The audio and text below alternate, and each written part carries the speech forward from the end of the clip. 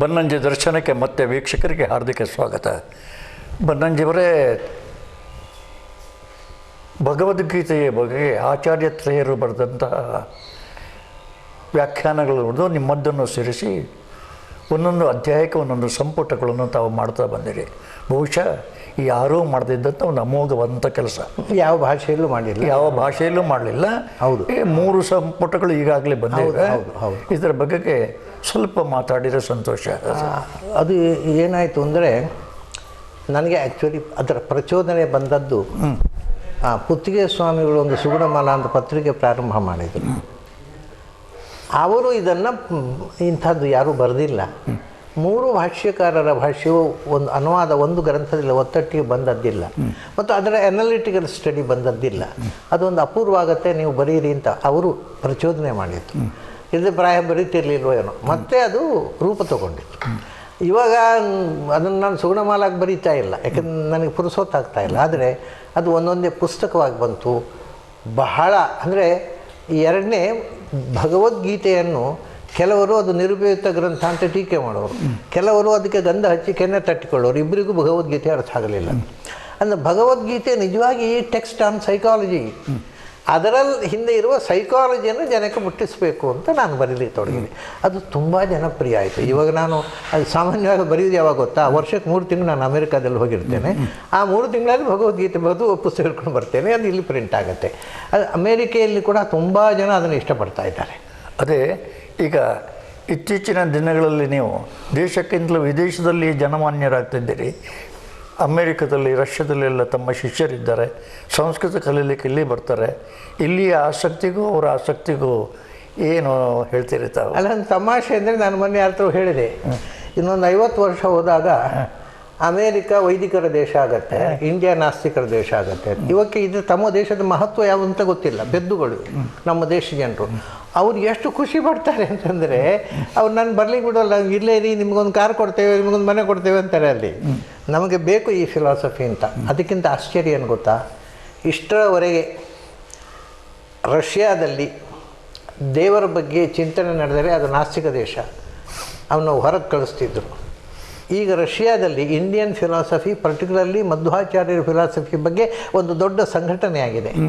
They have all accepted me as their spiritual guru. ಅದು ನನ್ನ ಗುರುತ್ವದಲ್ಲಿ ನಡೀತಾರೆ. ಇನ್ನು ಯಾರನ್ನೂ ಅವ್ರು ನಂಬೋದಿಲ್ಲ ಇಂಡಿಯಾದಲ್ಲಿ.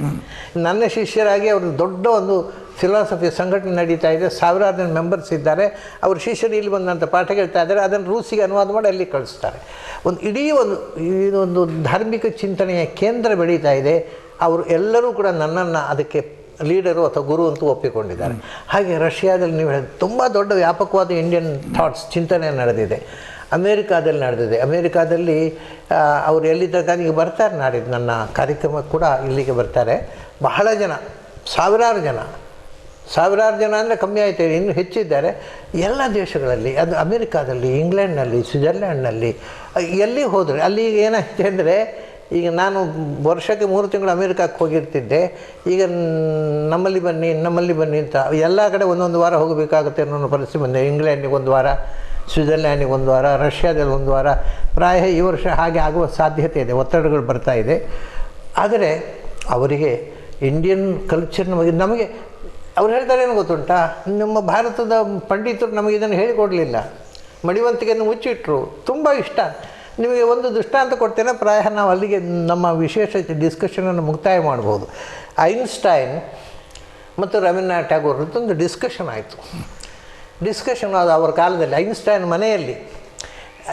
ಆ ಪುಸ್ತಕ ಪ್ರಕಟ ಆಗಿದೆ ಈಗ, Albert Einstein and Rabindranath Tagore ಅಂತ. ಆ ಪುಸ್ತಕದಲ್ಲಿ ಟ್ಯಾಗೋರ್ ನಿಮ್ಮ ಅಧ್ಯಾತ್ಮದ ಬಗ್ಗೆ ನಿಮ್ಮ ಕಲ್ಪನೆಯನ್ನು, ವಾಟ್ ಈಸ್ ಯುವರ್ ರಿಲಿಜನ್ ಅಂತ ಕೇಳ್ತಾರೆ ಐನ್ಸ್ಟೈನ್. ಅದಕ್ಕೆ ಅವರು ಹೇಳ್ತಾರೆ, truth and beauty are dependent. ಅದು ಸತ್ಯ ಅನ್ನೋದು ಒಂದು ವಸ್ತುವಿನಲ್ಲಿಲ್ಲ, ಡಿಪೆಂಡೆಂಟ್. ನನಗೆ ನೀವು ಕಂಡ್ರು ಸತ್ಯ, ಕಾಣದೇ ಇದ್ದರೆ ಸುಳ್ಳು ಅಷ್ಟೇ. ಅದು ದೃಷ್ಟಿ ಸತ್ಯ. ಅದು ಅದ್ವೈತ ಫಿಲಾಸಫಿ. ಅದು reality dependent and beauty also dependent. ಯಾಕಂದರೆ ಚೆಂದ ಕಂಡ್ರೆ ಚೆಂದ, ಎಲ್ಲರಿಗೂ ಚೆಂದ ಕಾಣಬೇಕಾಗಿಲ್ಲ. ಅದು ಸೌಂದರ್ಯ ಇರೋದು ವಸ್ತುವಿನಲ್ಲೆಲ್ಲ, ಕಣ್ಣಿನಲ್ಲಿ. ಹಾಗೆ ವಸ್ತುವಿನ ಸತ್ಯತ್ವ ಇರೋದು ಕಣ್ಣಿನಲ್ಲಿ ಎಂದರು. ಆವಾಗ ಅವರು ಹೇಳ್ತಾರೆ, ಎಷ್ಟು ಅದ್ಭುತ ಗೊತ್ತಾ, ನೀವು ಸೌಂದರ್ಯದ ಬಗ್ಗೆ ಬೇಕಾದರೆ ಹಾಗೆ ಹೇಳಿ, ವಸ್ತು ಸತ್ಯತ ಅನ್ನೋದು ಕಣ್ಣಿನಲ್ಲಿ ಇರುವುದಲ್ಲ, ವಸ್ತುವಿನಲ್ಲಿ ಇರುವುದು.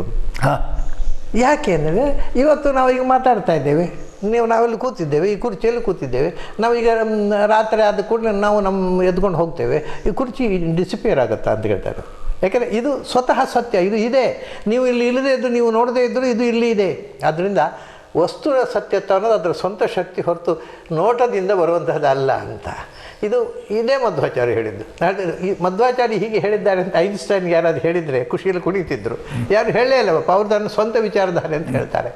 ಹೀಗೆ ಬಹಳ ಅದ್ಭುತವಾದ ಪೂರ್ತಿ ಸೈಂಟಿಫಿಕ್ ಆಗಿದೆ ಮಧ್ವಾಚಾರ್ಯ ಫಿಲಾಸಫಿ. ಅದು ವೆಸ್ಟ್ನವರಿಗೆ ಗೊತ್ತಾಗ್ತಾ ಇದೆ. ಕೊನೆಗೆ ಏನು ಹೇಳ್ತಾರೆ ಗೊತ್ತಾ ಐನ್ಸ್ಟೈನ್, ಎಲ್ಲ ಕೇಳಿ I am more religious than your self ಅಂತ ಹೇಳ್ತಾರೆ. ನಿಮ್ಮ ವೇದಾಂತಕ್ಕಿಂತ ನನ್ನ ವೇದಾಂತವೇ ಮೇಲು ಅನ್ನುವ ರೀತಿಯಲ್ಲಿ ಅವರು ಹೇಳಿ ಅಂಥ ಅಲ್ಲಿ ಇವತ್ತು ಸೈಂಟಿಸ್ಟ್ಗಳು ತುಂಬ ಇಷ್ಟಪಡ್ತಾ ಇದ್ದಾರೆ ಈ ವಿಚಾರಧಾರೆಯನ್ನು, ನನ್ನ ವಿಚಾರಧಾರೆಯನ್ನು. ಸೊ ಬಹಳ ವ್ಯಾಪಕವಾದ ಜನಪ್ರಿಯ ಆಗ್ತಾ ಇದೆ. ಹಾಗಾಗಿ ನಾನೀಗ ವರ್ಷಕ್ಕೆ 3 ತಿಂಗಳು ಅನಿವಾರ್ಯವಾಗಿ ಹೋಗಲೇಬೇಕಾದ್ರೆ ಇಲ್ಲೇ ಒಳ್ಕೊಂಡು ಹೋಗ್ತಾರೆ ಅವರು. ಅಷ್ಟು ಆಸಕ್ತಿ ಅಲ್ಲಿ ನಿರ್ಮಾಣ ಆಗಿದೆ. ಸ್ವಲ್ಪ ಅವಧಿಯೊಳಗೆ ನಿಮ್ಮನ್ನು ತೆರೆದಿಡಲಿಕ್ಕೆ ಬಹಳ ಕಷ್ಟ ನಮಗೆ ಗೊತ್ತು. ಪ್ರಶ್ನೆಗಳಿಂದ ಸಮಾಧಕ್ಕೆ ಎಡೆ ಇಲ್ಲ. ಆದರೂ ಒಂದು ಮಾತು, ನಿಮ್ಮ 80 ವರ್ಷಗಳ ಸಂಭ್ರಮ, ಈಗ ನಿಮ್ಮ ಮಹತ್ವಾಕಾಂಕ್ಷೆಯ ಕೆಲಸಗಳೇನಾದರೂ ಬಾಕಿ ಉಳಿದಿವೆಯಾ? ಮಹತ್ವಾಕಾಂಕ್ಷೆಯ ಕೆಲಸಗಳು ಬಾಲ್ಯದಲ್ಲಿ ತುಂಬ ಇದ್ದವು. ಈಗ ನನಗೇನು ಗೊತ್ತು, ನನಗೆ ಯಾವ ಮಹತ್ವಾಕಾಂಕ್ಷೆಯೂ ಇಲ್ಲ. ಹಿಂದೆ ನನಗೆ ಇತ್ತು ಒಂದು ಸಂಸ್ಕೃತದಲ್ಲಿ ಸಿನಿಮಾ ಮಾಡಬೇಕು ಅಂತ. ಅದು ಯಾಕೋ ನನಗೆ ಗೊತ್ತಿಲ್ಲದೆ ಅಯ್ಯರು ಬಂದು ಸೇರಿಕೊಂಡ್ರು, ಆಯಿತು ಸಂಸ್ಕೃತ ಸಿನಿಮಾ, ಶಂಕರಾಚಾರ್ಯ ಆಯಿತು, ಭಗವದ್ಗೀತೆ ಆಯಿತು. ಅದು ನನ್ನ ಪ್ರಯತ್ನ ಇಲ್ಲದೆ ಆದದ್ದು. ಎರಡನೇದು, ಭಾಗವತಕ್ಕೆ ಒಳ್ಳೆಯ ಕಾಮೆಂಟ್ರಿ ಇಲ್ಲ ಸಂಸ್ಕೃತದಲ್ಲಿ, ಅದನ್ನು ಬರೀಬೇಕು ಅಂತ ಎರಡನೇ ಮಹತ್ವಾಕಾಂಕ್ಷೆ. ಅದು ಆಗ್ತಾ ಇದೆ, ಸುಮಾರು ಕೆಲಸ ಆಯಿತು. ಇನ್ನೊಂದು ಮೂರನೇದು, ನಾನು ಹಿಂದೆ ನನ್ನ 60ನೇ ವರ್ಷದಲ್ಲಿ ಹೇಳಿದ್ದೀರಿ ಕೇಳಿದಾಗ ಇಡೀ ಋಗ್ವೇದಕ್ಕೆ ಸಂಸ್ಕೃತದಲ್ಲಿ ಕಾಮೆಂಟ್ರಿ ಬರೀಬೇಕು ಅಂತ. ಅದಾಗುತ್ತೋ ಇಲ್ಲೋ ಗೊತ್ತಿಲ್ಲ. ಬಟ್ ಈಗ ನನಗೆ ಯಾವ ಮಹತ್ವಾಕಾಂಕ್ಷೆಯೂ ಇಲ್ಲ. ನನಗೆ ಯಾವುದು ಹೇಗೆ ಆಗುತ್ತೋ ಅದನ್ನು ಆಕ್ಸೆಪ್ಟ್ ಮಾಡಿಕೊಂಡು ಹೋಗೋದು. ಆದದ್ದು ಆಗತ್ತೆ, ಆಗಬೇಕು ಅನ್ನೋ ಛಲ ಯಾವುದರಲ್ಲೂ ಇಲ್ಲ. ಈಗ ಕೊನೆ ಹಂತಕ್ಕೆ ಬರ್ತಾ ಇದ್ದೇನೆ. ತಾವು ಆವಾಗ ಹೇಳಿದರೆ ಕನಸಿನಲ್ಲಿ ಸಂಖ್ಯೆ ಇದನ್ನು ಕಂಡುಕೊಂಡಿತ್ತಂತ. ನಾನು ಕಂಡ ಹಾಗೆ ಇತ್ತೀಚೆಗೆ ನರಸಿಂಹ ಸ್ತುತಿ ಒಂದು ಹಾಗೆ ತಮಗೆ ಬಂದಿದೆ ಅಂತ ನಾನು ಕೇಳಿದ್ದೇನೆ. ಅದರ 2 ಸಾಲುಗಳನ್ನು ಹೇಳಿದರೆ ಜನರಿಗೆ ಸಂತೋಷ ಆಗ್ತಿತ್ತು. ಅದು ತಮಾಷೆ ಏನು ಅಂದರೆ, ನನ್ನ ಶಿಷ್ಯ ಒಬ್ಬ ನಾನು ನಿತ್ಯ ಪಾರಾಯಣಕ್ಕೆ ಒಂದು ನರಸಿಂಹನ ಶ್ಲೋಕ ಬರ್ಕೊಡಿ.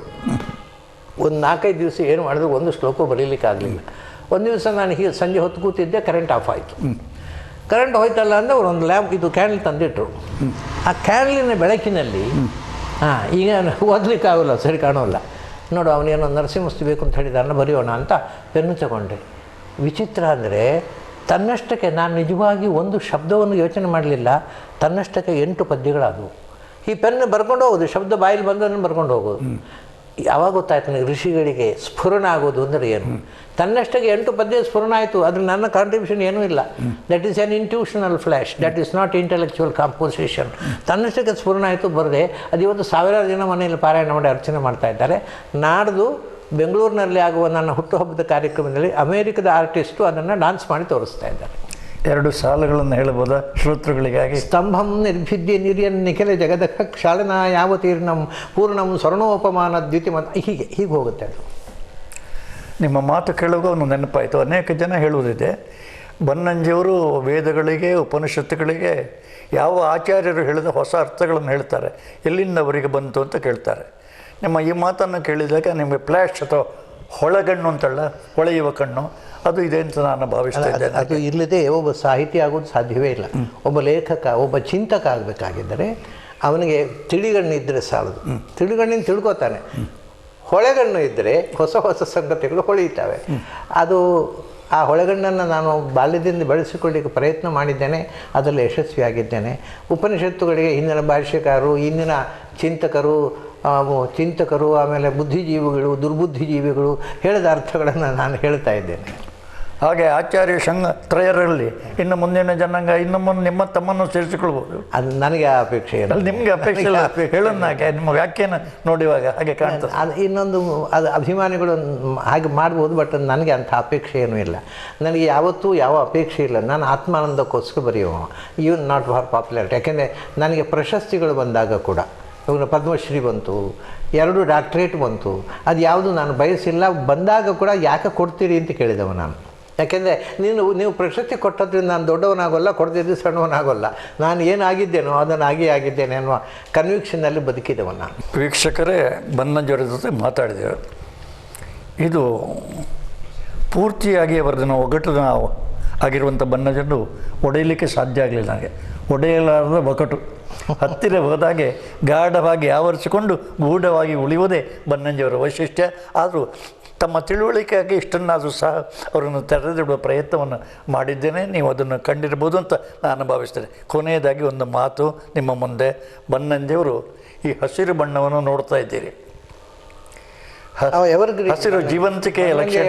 ಹಾಗಾಗಲಿ ಅವ ಮೈಯೂ ಹಸಿರು, ಮನಸ್ಸು ಹಸಿರು, ಅಂತಃಕರಣವೂ ಹಸಿರು. ಈ ಹಸಿರು ನಮ್ಮೆಲ್ಲರ ಮುಂದೆ ನಿಂತ ಹಸಿರಾಗಿಯೇ ಕಂಗೊಳಿಸ್ತಿರಲಿ ಅಂತ ಹಾರೈಸ್ತಾ, ಈ ಹಸಿರು 100 ವಸಂತಗಳ ಕಾಲ ನಮ್ಮ ಮುಂದೆ ಇದ್ದರೆ ನಾವು ಧನ್ಯರು ಅನ್ನುವಂಥ ಮಾತಿನೊಂದಿಗೆ ನಮಗೆಲ್ಲ ಕೈ ಮುಗಿದು ಬನ್ನಂಜಿಯವರಿಗೂ ತಲೆಬಾಗಿ ಹಸಿರು ದರ್ಶನವನ್ನು ಮುಕ್ತಾಯ ಮಾಡಿ. ಓಕೆ.